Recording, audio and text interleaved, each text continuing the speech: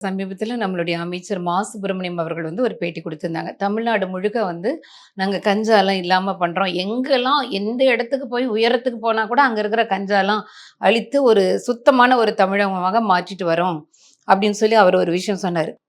தமிழகத்தில daily news பார்த்தா முதல்லலாம் கஞ்சா பிடித்தா 5,00,000 கஞ்சா பிடிப்பு, 15,00,000 கஞ்சா பிடிப்புன்னு. இப்பலாம் நியூஸ்ல பார்த்தீங்கன்னா 180 கோடி கஞ்சா பிடிக்கிறாங்க. இங்க பார்த்தீங்கன்னா 100 கோடி கஞ்சா பிடிப்பு. அப்படிதான் பிடிக்கிறாங்க. சரி, 1 இவர் வந்து கஞ்சாவை தமிழகத்திலே கஞ்சாவ ஒழிச்சிட்டு இருக்கோம்னு சொல்லி நம்மளுடைய அமைச்சர் வந்து பேட்டி குடுக்குறாரு. ஆனா, அரசாங்க மருத்துவமனை நம்மளுடைய தமிழகத்தின் அரசாங்க மருத்துவமனை ஸ்டான்லி மருத்துவமனையில கஞ்சா செடிகள் சும்மா வளர்றது வேற மாரி இருக்கும். நீட்டா ஒரே யூனிஃபார்மா ஆத்தரைஸ்டா வருது. அப்போ இது நம்ம வளாகம். கவர்மெண்ட் ஆஸ்பத்திரி நம்மளுது.